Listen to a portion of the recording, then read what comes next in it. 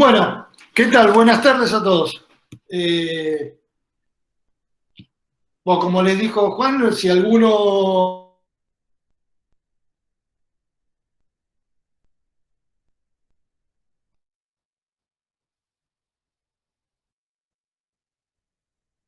de esta charla, yo les había dejado en la clase anterior un poco como tarea para el hogar, para que fueran leyendo y actualizando y buscando, porque parte del trabajo era también que ustedes hicieran una búsqueda sobre el tema, de actualización de los criterios de destete, un poco de repaso de índices predictivos, algunas cosas más nuevas y los clásicos, las modalidades de destete y criterios de actuación.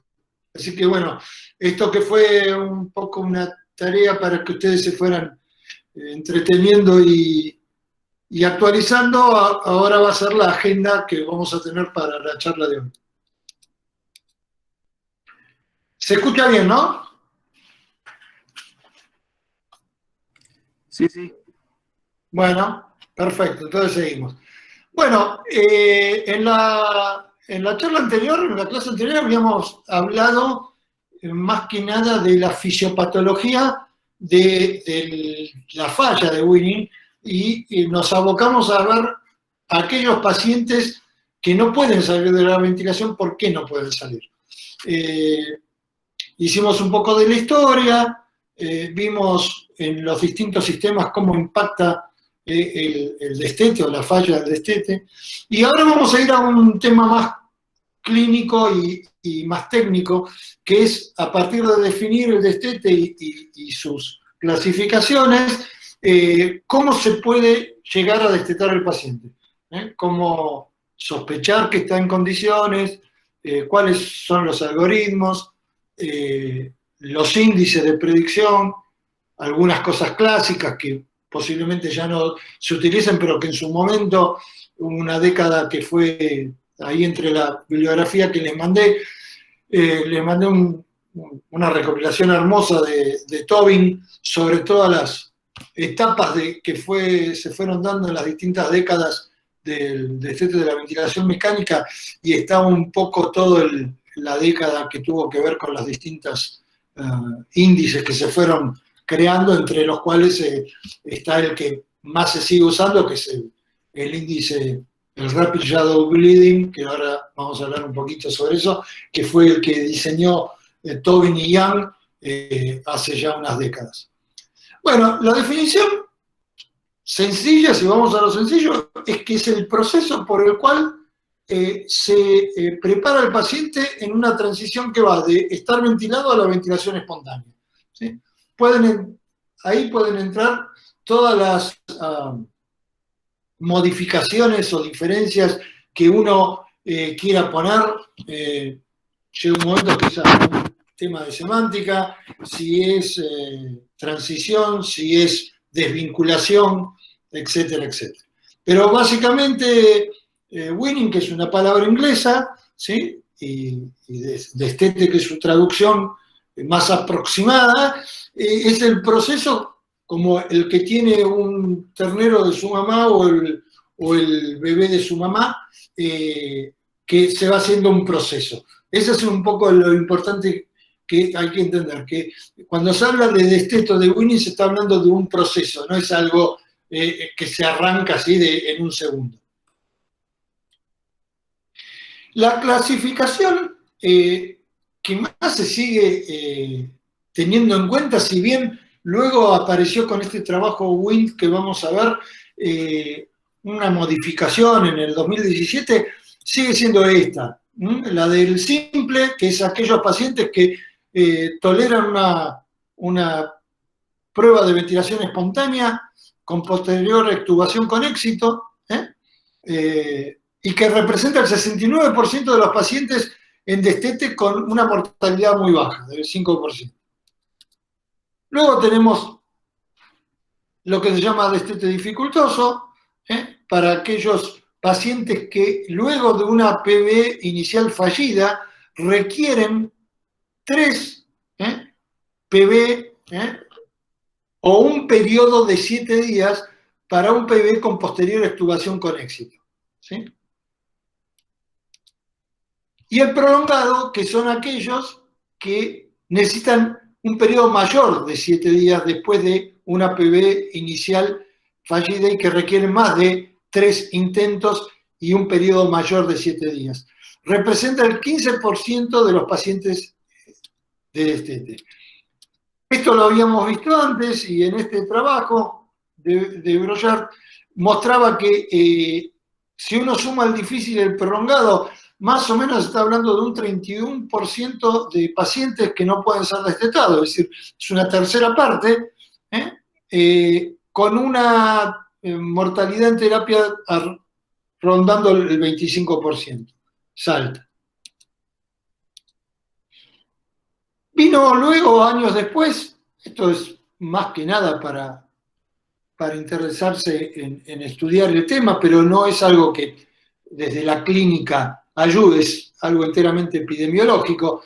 Vino esto que se llamó el WIN Study, que era la epidemiología del WIN acorde a una nueva definición, y lo que hacía era subdivisiones, pero si ustedes se fijan, los porcentajes de mortalidad eran similares, así que no nos vamos a detener mucho en eso. El que le interese el tema, en los PDF que le di a Juan Manuel, está este trabajo, el trabajo original, así que lo pueden leer. Vamos a ir un poco al repaso de lo que nos interesa tener en cuenta cuando pensamos que un paciente puede ser destetado.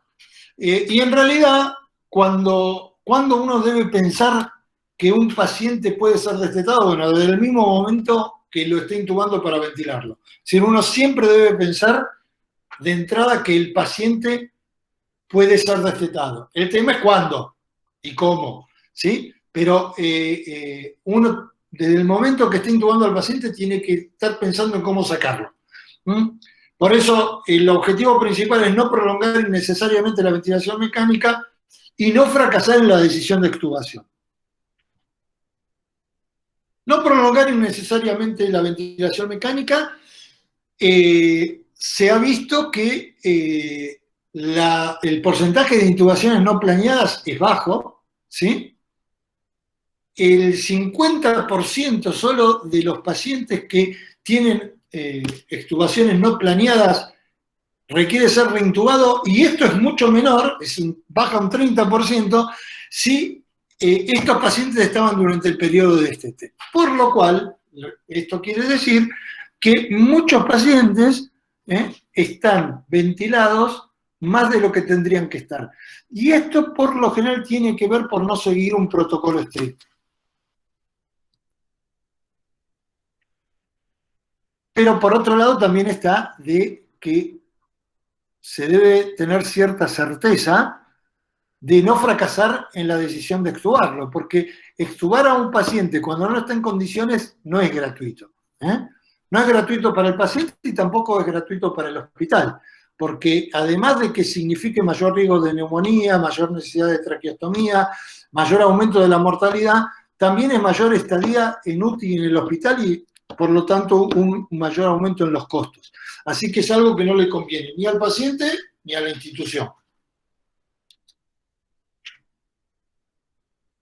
Entonces, volviendo un poquito al tema fisiológico, esta debe ser la balanza que siempre nos debe guiar para ir acercándonos a un paciente que queremos destetarlo, ¿sí?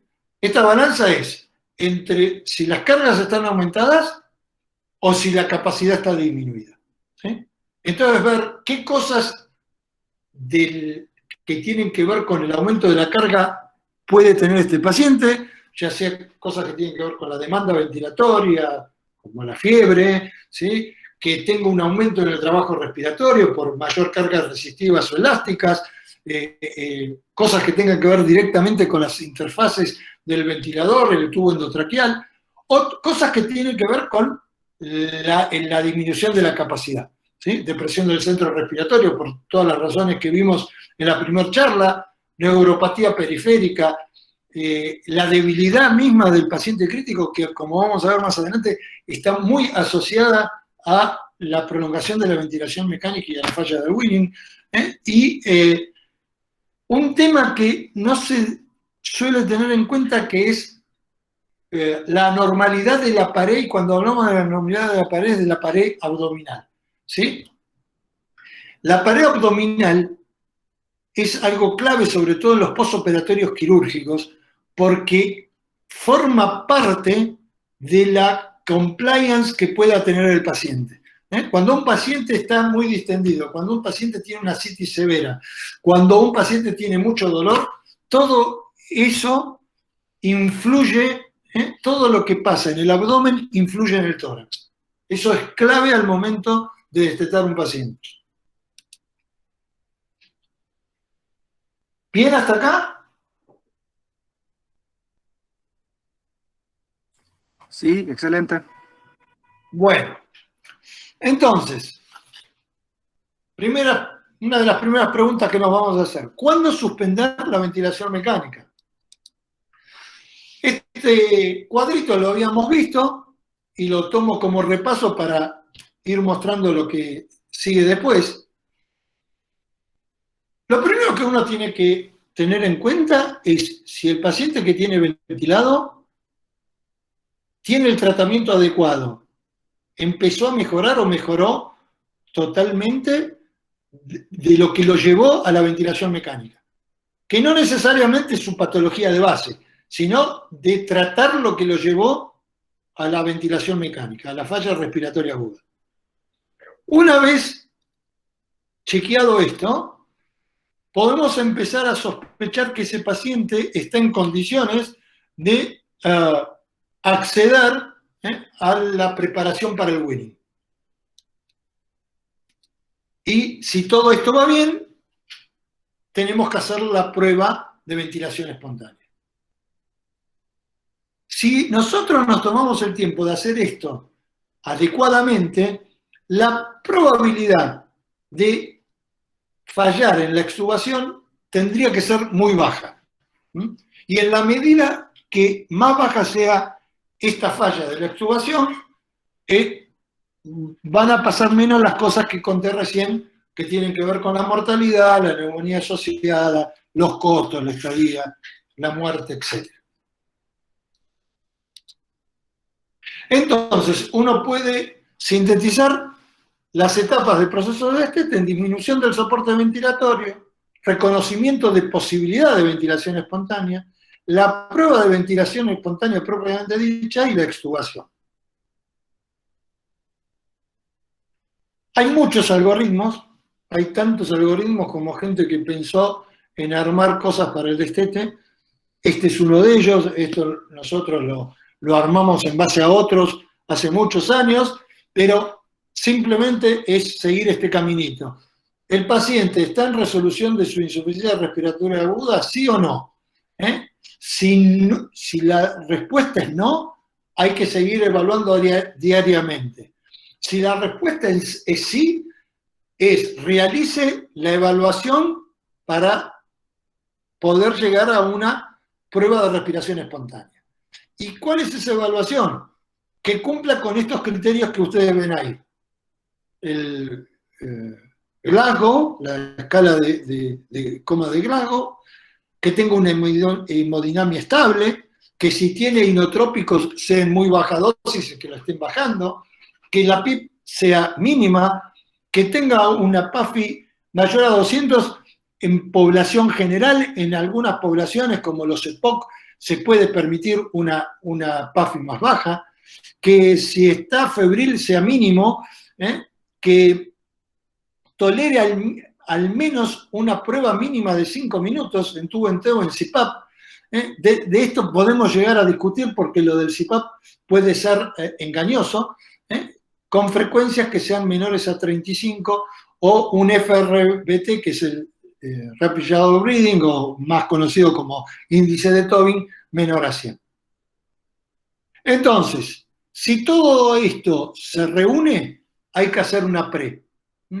Y esa pre puede estar entre los 30 y los 120 minutos. Hoy en día está visto que el gran porcentaje epidemiológicamente de gente que anda bien, ¿sí? Anda bien dentro de los 30 minutos y si fracasa, fracasa dentro de esos 30 minutos. Posiblemente uno pueda dejar una pre más larga para aquellos pacientes que generan duda, ¿sí? Pero normalmente si arrancó bien el paciente y mantiene sus variables o aún más las mejora, pasa dentro de los 30 minutos y no hay que exponerlo más tiempo. Esa pre básicamente tiene que ser en tubo en T, se puede iniciar con un soporte bajo o una CPAP baja, pero esto tiene sus discusiones, lo vamos a ver más adelante. Y entonces la pregunta es, ¿presenta signos de falla? Bueno, si pasa algo de lo que está ahí en el gráfico, la respuesta es positiva a esto, bueno, hay que reconectarlo, dejarlo descansar, investigar las causas y evaluar diariamente. Esa es la otra clave. A los pacientes no hay que dejarlos, salvo que, por supuesto, contraigan una infección severa nuevamente o otra enfermedad que haga que estén en una etapa hiperaguda nuevamente. Pero si no, hay que dejarlos descansar y evaluarlo diariamente. Si la respuesta es no, que no presenta signos de falla, bueno, hay que considerar la extubación y luego vamos a hablar un poquito de los criterios para la misma.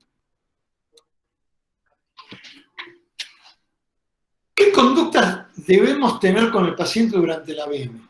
Bueno, estabilizar la situación que lo llevó al paciente, o a la paciente, monitorear día a día la situación cardiovascular, el intercambio gaseoso, la carga de la bomba ventilatoria, reconocer de que no haya PIP intrínseca, cómo está la compliance, la resistencia, la demanda ventilatoria, los gases de sangre, la temperatura, etc.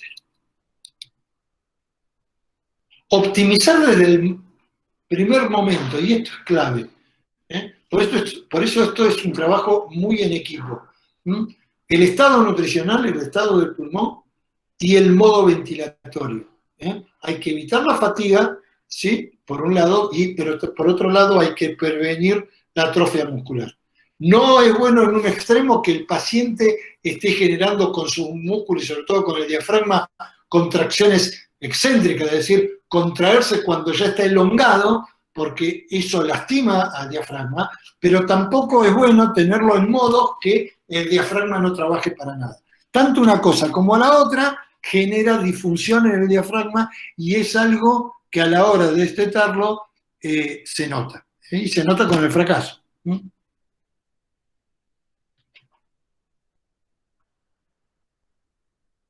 Lo otro es la vacación de sedación, suspender sedantes y relajantes. La corrección de las alteraciones reversibles, que todo esto no me voy a extender porque lo vimos en la charla anterior, pero todo lo que tiene que ver directamente con lo respiratorio y lo que puede estar relacionado con otros trastornos, cardíacos, electrolíticos, endocrinos, etc.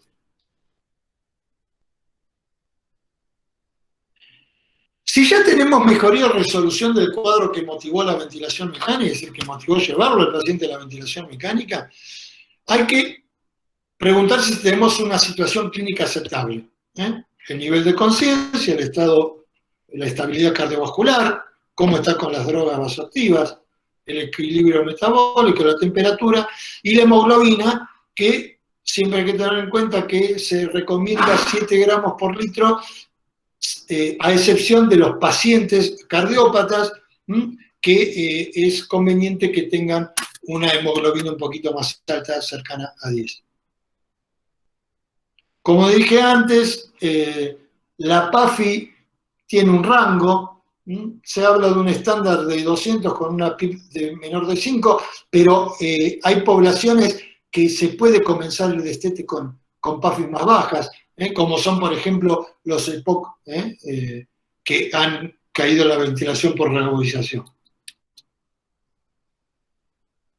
Y esto lo puse a colación de que cuando nosotros empezamos a hablar de Winning, bueno, otros empezaron mucho antes que yo, pero digamos, en la década del 90, que se hablaba de los primeros índices y de de destetar directamente al paciente, no estaba todavía claro lo que se ve acá, que es que el paciente es una cosa concadenada de diferentes protocolos que hay que cumplir, ¿sí? Es un paquete que hay que cumplir, porque esto está basado en los primeros trabajos de Willy Ellie, donde mostraba que, por ejemplo, un paciente con sepsis, ¿sí?, llega a la ventilación mecánica, necesita sedación, eso tiene un ida y vuelta con el delirio, con la debilidad, ¿sí?, y esto empeora la función cognitiva y aumentando la institucionalización, la mortalidad. Entonces, se generó este paquete de decir, bueno, yo tengo que coordinar el despertar y la respiración del paciente, ¿sí? Monitorear diariamente esto junto al delirio. Y luego se agregó, cuando se empezó a ver a principios del 2000, que los programas de movilidad temprana ayudaban y estaban asociados también a una disminución de la falla de Willy.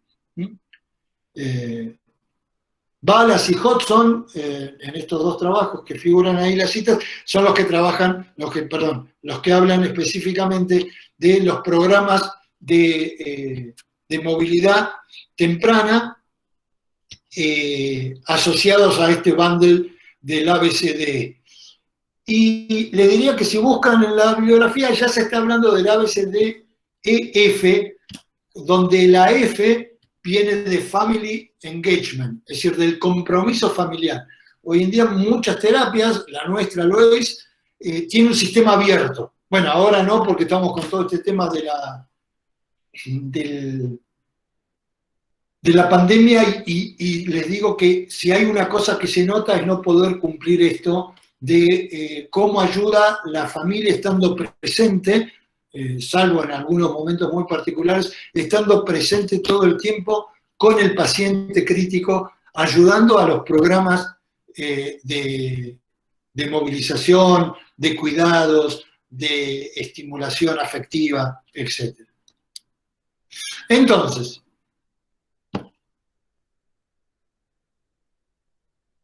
si hay alguna duda hasta acá, si quieren preguntar algo que no haya quedado claro, porque ahora vamos a entrar directamente en el tema de los parámetros predictivos, de los índices y algunas cosas más.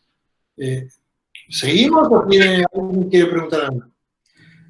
Seguimos, Alejandro, y yo voy monitorizando el chat desde aquí. Bueno, dale. Bueno, los parámetros predictivos básicamente están o tienden a focalizarse en medidas de función neuromuscular que tienen que ver con la capacidad, como por ejemplo medir la Pimax o Pmax, medidas que tienen que ver con la carga, con el trabajo respiratorio, o medidas de efecto del destete sobre otros órganos, como puede ser la ecocardiografía. Lo importante es tener en cuenta básicamente el patrón respiratorio. Cuando el paciente, una de las primeras cosas que nos alerta es cuando uno desconecta al paciente, cómo arranca ventilando. ¿Sí? Si el paciente ya arranca en forma muy superficial, con un volumen muy chiquito, y hay presencia al poquito tiempo de patrón paradojal, y ya eso es, como dirían mis abuelos, mala fariña. Eso no va a andar. Y esta fue la base para que Tobin hiciera su trabajo, que lo hizo, bueno, ya era famoso antes del índice, pero que lo llevó, lo catapultó a ser más famoso aún, de ese famoso trabajo del índice de respiración rápida y superficial. Entonces nosotros, una de las cosas que podemos hacer es tomar con un ventilómetro el volumen minuto, luego sacar con eso el volumen corriente, tener por otro lado la Pimax y la Pmax, y con el volumen minuto y la frecuencia se puede calcular este índice predictivo, llamado de respiración rápida y superficial, que esto fue lo que observó Tobin y Annie Tobin cuando desconectaban a muchos pacientes y rápidamente el volumen tidal caía y la frecuencia aumentaba mucho.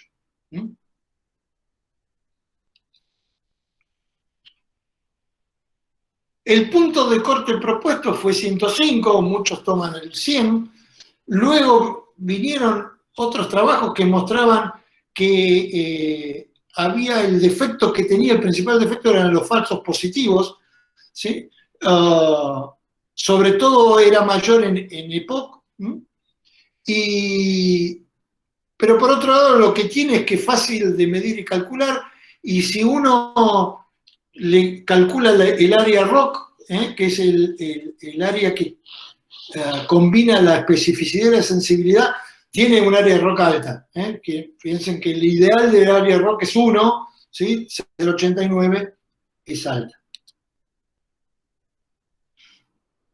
Por lo tanto, es un índice que tiene muy, muy buena sensibilidad, tiene una pobre especificidad, es decir, da bastantes falsos positivos, y aporta mejor información cuando uno toma un punto de corte entre 65 y 130. Lo que pasa es que los que están entre 65 y 130 son justamente los que uno quisiera asegurarse de que van a andar bien con el índice, porque los que tienen menos de 65 van a salir bien casi todos. Es raro que falle alguien que le da 65 de índice. Y los que están por arriba de 130 están respirando como una locomotora. Así que ese es un poco el problema. El otro tema es que se vio que el área ROC aumentaba respecto de cuándo se tomaba. Si se tomaba al minuto, ¿sí? Tenía un área ROC bajita.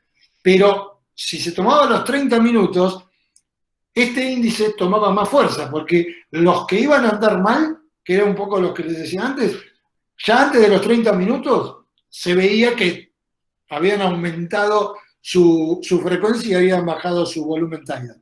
Por eso da un área ROC casi cercana a 1. Luego vinieron un montón de índices predictivos, combinaciones entre ellos. La Pimax y la Pmax no necesariamente se tiene que hacer en todos los pacientes. Posiblemente uno sí lo tenga que hacer, como un poco hablábamos en la charla anterior, en aquellos pacientes que fallan permanentemente. ¿Sí? Durante una semana, todos los días lo estamos chequeando, los ponemos en prueba de respiración espontánea y fallan. Bueno, en esos pacientes es donde hay que medir varias cosas. Posiblemente el paciente de primera vez, con evaluarlo clínicamente, ver si están dados los criterios que vimos, ponerlo en tubo en T, y si a la media hora sus parámetros son aceptables, ese paciente no necesita ninguna otra medición. En aquellos que vamos a medir Pimax, Pmax, P01, la relación entre Pimax, o como vamos a ver ahora, ecografía, posiblemente todo eso lo necesitan los pacientes que fallan, y que fallan en forma seguida, no aquellos que a la primera o segunda vez salen. Y más allá de todo esto que hablamos, hoy en día, y hasta el día de la fecha, nada supera a probar la tolerancia del paciente con la prueba de ventilación espontánea. Después pueden hacer todo lo que quieran, ayudar de una forma u otra, ver alguna población diferente, como vamos a ver en un ratito, pero la prueba diaria de tubo en T sigue siendo lo que más nos acerca a saber si el paciente va a poder respirar bien solo y va a poder ser extubado. Esto en su momento fue famoso, por ejemplo el índice de tensión-tiempo, pero son todas cosas que llevan tiempo a hacer, calcular, hay que hacerlas muy bien, con el material preciso, y posiblemente no son hoy en día para el bedside. Así que esto lo vamos a pasar. Lo que sí conviene es tener en cuenta que hay algo que está siendo cada vez más utilizado, no solo en el Winning, sino todo lo que refiere al paciente crítico. Si alguna vez lo han escuchado al doctor Dópico, José Luis Dópico, Dopi para todos los conocidos, es alguien que sabe muchísimo de la utilización de la de la ecografía en el paciente crítico, y uno de los usos que tiene es para visualizar cómo funciona el diafragma y sobre todo en el momento del winning. Uno puede utilizar modo M o modo B para ver cómo excursiona el diafragma, cómo se contrae en inspiración, en expiración, ver dónde queda el hígado, ¿sí? Y acá en un modo M se puede ver, ¿sí?, el volumen tidal y cuando uno le pide al paciente un esfuerzo inspiratorio profundo.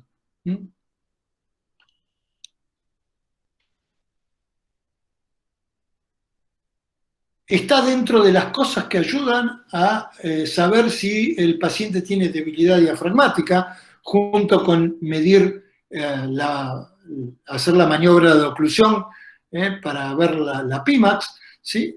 Y se puede, con el ultrasonido, se puede establecer la excursión diafragmática, que es una de las variables que se puede medir con la eco, o la fracción de engrosamiento, que es otra de las cosas que se pueden tener en cuenta. Los trabajos muestran que, fíjense, esto es de un lado sensibilidad, del otro lado especificidad, de los trabajos hay algunos más viejos del 11, pero son todos entre el 14 y el 17, tienen una especificidad más baja, pero son sensibles, son más sensibles que específicos, ¿sí? Pasa un poco lo mismo que pasaba con el índice de Tobin, pero podemos decir ya con la evidencia que tenemos que tanto la excursión diafragmática como la fracción de engrosamiento pueden ser un predictor de éxito de winning. Y acá se ve cuando se mide excursión diafragmática y se hace el forest plot con los trabajos, ¿sí? Todos están mucho más cerca del éxito de winning que de la falla. Lo mismo cuando se mide fracción de engrosamiento o cuando se compara sujetos normales con pacientes que tienen disfunción diafragmática. Así que al día de hoy, el que lo pueda tener y pueda entrenarse es un elemento interesante. Pero ya les digo, posiblemente uno, si recién empieza con esto, quiera hacérselo a todos los pacientes. Ahora, ¿todos los pacientes necesitan tener una eco para saber si los puedo destetar? No, posiblemente la primera prueba la tenga que hacer con la clínica. No va, bueno. Ahora, es un paciente que nunca se le hizo una prueba por diferentes razones y estuvo mucho tiempo ventilado, mucho tiempo en coma. Bueno, posiblemente en ese paciente sirva mucho saber qué grado, a través del ultrasonido, de la eco, qué grado de disfunción diafragmática, de debilidad diafragmática tiene. El otro tema, la otra pregunta es ¿con qué técnica? Bueno, ya hace muchos años, fíjense, ya varias décadas, año 95, el grupo de Esteban publica que había sobre todo dos formas que eran mucho más probable que nos acercaran al éxito del winning, que era los trial, ya sea intermitentes o de una vez al día de prueba de tubo en T. Hoy en día prácticamente nadie hace muchas pruebas al día. Con una prueba, después se lo deja descansar, y al otro día, diariamente, junto con los protocolos que dijimos del ABCDEF, se sigue trabajando. La presión soporte sufrió algunos idas y vueltas, puede ser útil. En este último clasificación, los autores dijeron que había que utilizarla, es más que el tubo en T, lo que llevó un enojo furibundo de Tobin, que mandó una carta, si la buscan está interesante, la carta al editor de la revista donde se publicó el Wind, diciendo de que él se tenía que hacer responsable por las muertes que podría suceder de utilizar ese formato que explicaban en el trabajo. Fue un poquito duro.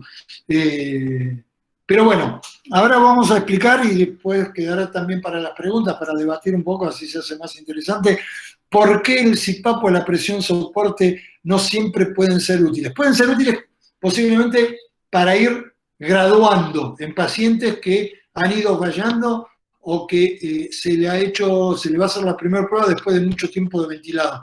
Pero como prueba final, siempre hay que hacer la prueba de tubo en T.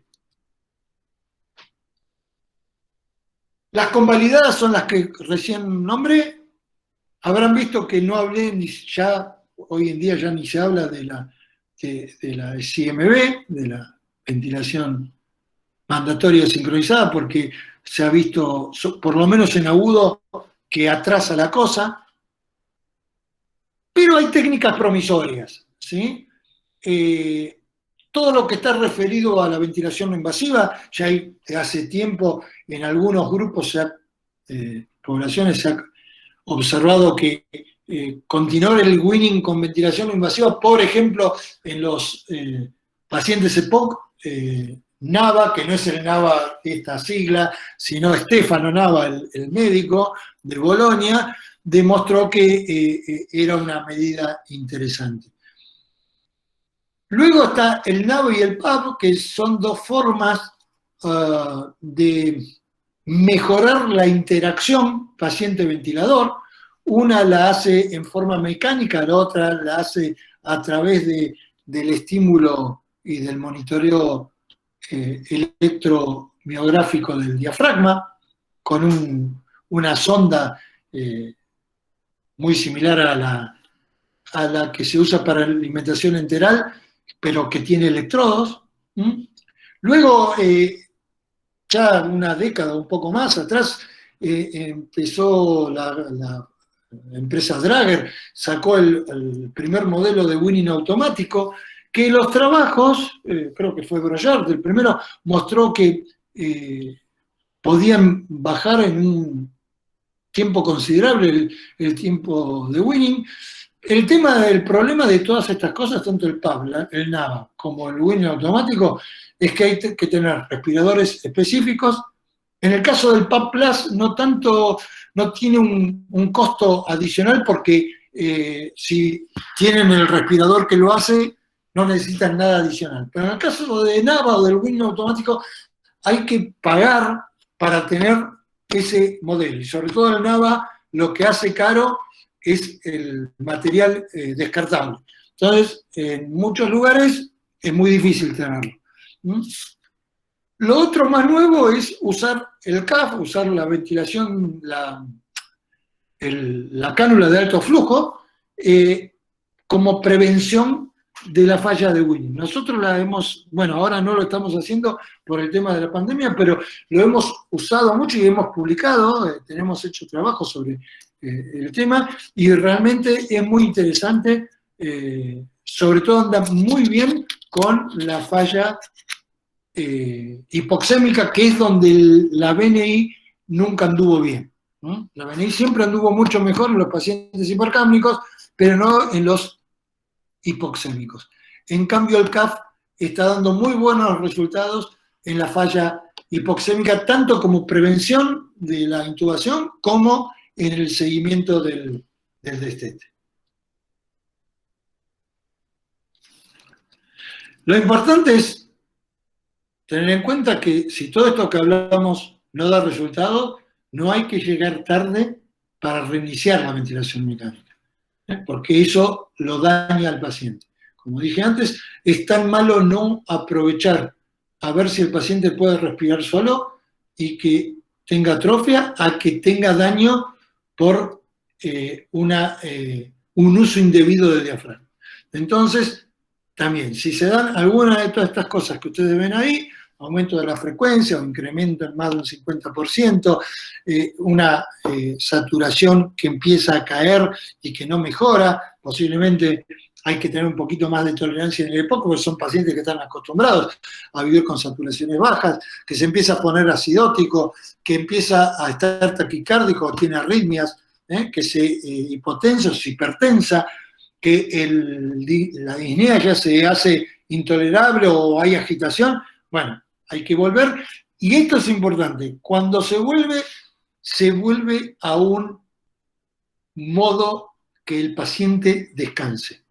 No necesariamente hay que sedarlo. Hay pacientes que uno apenas lo conecta, por ley del menor esfuerzo, el paciente se entrega.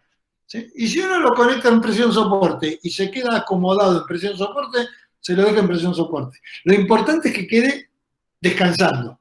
No importa el modo en sí. Lo que importa es que una vez que lo conecten, ustedes lo monitoreen, sea monitoreado asiduamente, sobre todo en las primeras horas, y que descanse.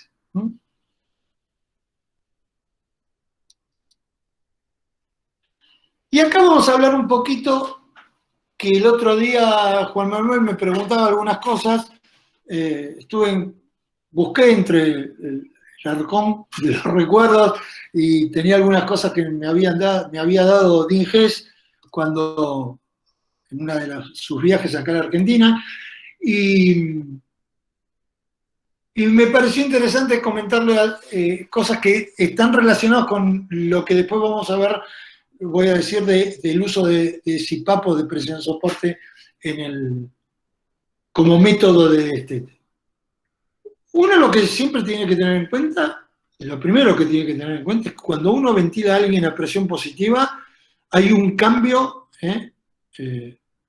brusco de las presiones intratorácicas, ¿sí? Y por lo tanto también hay un cambio de los volúmenes pulmonares. Esto que comentaba de la presión intraabdominal, la presión intraabdominal aumenta con la insuflación pulmonar, ¿sí? Y en los pacientes que además tienen ascitis o una presión intraabdominal aumentada por otras razones, esto puede ser un problema para la compliance que necesita el paciente para poder ventilar por sí solo. Además, hay una interdependencia ventricular, ¿sí? Y el efecto de la presión alveolar sobre el flujo sanguíneo pulmonar. Por eso los pacientes que tienen autoPIP o que requieren todavía una PIP muy alta, no son pacientes que puedan estar en buenas condiciones para respirar solos. Y esto es un poco para mostrar que, fíjense, yo tengo al paciente presión soporte más PIP, después lo tengo en presión soporte sin PIP, la curva del medio es la presión esofágica, y fíjense lo que pasa cuando lo tengo en tubo en T. Entonces, cuando yo lo tengo en tubo en T, realmente cuando yo puedo ver el esfuerzo que tiene que hacer el paciente. Lo demás que puede ser benéfico, ¿sí? Para una prueba, me lo está enmascarando. Y en los pacientes cardíacos, esto se nota mucho. Ahora, si yo ya sé que el paciente falló y es un cardíaco, bueno, posiblemente por un tiempo hasta que se acomode, tenga que hacer un destete progresivo con presión soporte y PIP, la PIP adecuada, ver las drogas que necesita, etc. Pero siempre, al final, hay que hacer una prueba de tubo en T, porque las demás cosas pueden estar enmascarando la situación. Entonces, ¿qué herramientas tenemos? Bueno, nos vamos a quedar sobre todo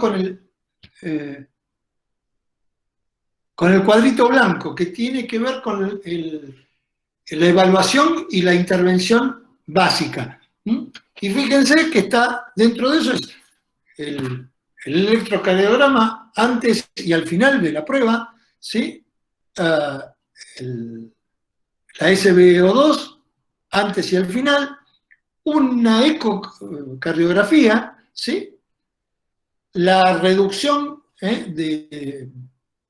para reducir la poscarga, los inotrópicos, ¿sí? Y ver si realmente hay isquemia, bueno, qué pasa con optimizar la hemoglobina y los beta bloqueantes. Esto los médicos que están presentes lo saben mucho mejor que yo, pero, digamos, este sería el cuadro que uno tiene que estar presente, sobre todo cuando el paciente o es muy mayor o ya tiene antecedentes de enfermedad cardíaca. Y esto que lo escribe Chatil hace tiempo, pero hay que seguirlo teniendo presente, es que si uno sabe que el paciente puede tener isquemia miocárdica, ¿sí? Con el Winning se va a poner mucho más de manifiesto, ¿sí? Entonces, aquellos pacientes que tienen antecedentes coronarios, porque ustedes piensan que lo están poniendo en una cinta para hacer una ergometría, porque eso es lo que pasa en el Winning. Entonces, va a haber con el Winning todo un aumento, ¿sí? De la precarga, de la poscarga, de la contractilidad, de la frecuencia cardíaca, y lo que necesita, el oxígeno que necesita el miocardio, no necesariamente va a ser el que va a estar recibiendo. Entonces, esto puede generar una falla importante con serias consecuencias. Así que hay que tenerlo en cuenta. El otro caso especial son los EPOC. El paciente que todavía necesita una PIP muy alta para contrarrestar su autopip, bueno, no es el mejor candidato, salvo que uno tenga experiencia y se anima a hacer, siguiendo el protocolo de Stefano Nava, extubarlo si está en condiciones de ser extubado, si además no tiene muchas secreciones, si lo que tiene es pura autopip, pura sobredistensión, seguirlo, y es un paciente que emocionalmente lo va a tolerar, extubarlo y seguirle el Winning con BNI. Pero es un grupo pequeño el que puede llegar a hacer eso, un grupo pequeño de pacientes y un grupo experimentado de profesionales, porque hay que seguirlo muy de cerca, hay que tener una enfermería, una kinesiología, además del médico, que estén atentos a monitorearlo. Entonces, no es para cualquiera. Entonces, para volver a unir todo esto que fuimos diciendo, uno tiene que determinar las causas de fallo, ¿sí? Entonces, tiene que empezar por el soporte parcial o total, tratar las enfermedades que subyacen, ¿sí? Detener la sedación. Si hay éxito, volver a lo mismo, el trial de ventilación, de respiración espontánea, y si hay éxito, evaluar la extubación. Si no, se vuelve de nuevo todo por el caminito para atrás y diariamente se hace todo lo que dijimos antes. Entonces, lo que nos queda por hablar es cuándo, una vez que interrumpimos la ventilación y nos dio bien, ¿cuándo extubar? Bueno, hay un 10 a un 15% de pacientes que fracasan o que requieren su intubación de modo programado. Sí, al día de hoy sigue habiendo una dificultad para predecirlo y depende mucho de la población de la cual sea. Si son muy ancianos, si son EPOC, si son neurológicos. Los que se reintuban les aumenta mucho la mortalidad. Y es mucho peor el pronóstico cuando esos pacientes son reintubados por causas que no están relacionadas con algo de la vía aérea, sino por o fallo respiratorio o falla cardíaca. Lo que tenemos que ir a buscar, que tenga competencia contra la aspiración, es decir, que pueda, aunque evaluar con el tubo puesto la devolución se hace difícil, pero uno tiene que monitorear el lago, que tenga capacidad oxígena suficiente como para movilizar fuera del tubo las secreciones, y que haya una permeabilidad de la vía aérea superior, ¿sí? Los fracasos, no vamos a entrar a este tema porque esto da para toda una charla, pueden estar relacionados con enfermedad de la vía aérea o con enfermedad parenquimatosa. Y dentro de esto entran un montón de cosas. De las variables predictoras que se han estudiado, y hay decenas o miles de trabajos sobre predicción para la extubación, así como es mucho más sencillo detectar al paciente que va a andar bien respirando solo, no es tan fácil detectar al paciente que no va a fracasar en la extubación. Por eso, desde hace muchos años, se han separado los criterios de ventilación espontánea de los criterios de extubación. Dentro de las variables predictoras están el glasgow o la tos, otros scores que son combinados y cómo el paciente maneja la secreción. Y si uno unifica tos con secreción, tiene que ver mucho con la Pmax, ¿no? La fuerza que tiene para toser.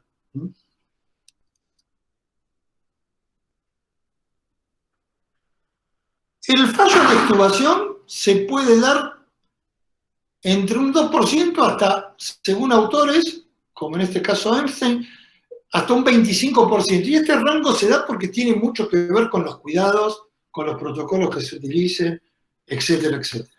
Pero, como podrán ver ustedes, la población neurocrítica tiene un porcentaje de fallo muchísimo más alto, 36%.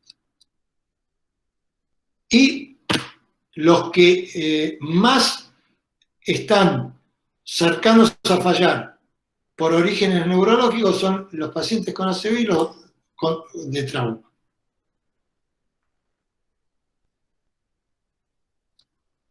Bueno, para ir terminando, uno puede pensar en problemas farmacológicos, ¿sí?, que tengan que ver con la falla de extubación. Pensar en que ese paciente se beneficie con tener presión positiva una vez que se lo extuba. Por ejemplo, una población interesante en pensar el apoyo con BNI con una PIP adecuada son los obesos, por la compresión dinámica que pueden generar. Tener en cuenta que la reintubación no sea tardía. Un trabajo que generó mucho ruido hace muchos años del grupo también de Esteban, que comparaba un trabajo multicéntrico sobre uso de la BNI en falla de extubación, no en prevención de falla, y ellos decían en las conclusiones que no había que usar la BNI en la falla, pero cuando uno inspeccionaba, desmenuzaba el trabajo tuvo muchas críticas por ese tema, el grupo que se lo reintubaba entre las, creo que dentro de las 2 horas, y al grupo que le tocaba BNI se lo reintubaba dentro de las 9 horas. Entonces ya ahí había un desfasaje importante. Y el otro tema depende de el protocolo de cada institución, cuándo pensar en la traqueostomía. Bueno, para ir concluyendo, y después estoy dispuesto el tiempo que necesiten para charlar y repreguntar o discutir. Tener en cuenta que los índices predictivos son útiles, pero pueden dar falsos positivos o negativos. El diagnóstico por eco, por ultrasonido, parece ser un método promisorio. No obstante, la PRE diaria sigue siendo la herramienta validada y el fracaso de la PRE obliga a la búsqueda de factores de falla que no se observan a simple vista. Esto es clave. Todos los días hay que cumplir. Hoy en día no podemos dejar de cumplir el ABCDEF, hacer vacación de sedación, hacer pruebas de ventilación espontánea, ver la coordinación entre ambos protocolos, ver de que esos pacientes tengan movilización temprana y le podemos asegurar que al día de hoy, cuando se intercalan todos estos protocolos, las posibilidades de fallo y de ventilación prolongada disminuyen. Bueno, por mi parte es lo que había preparado. Muchas gracias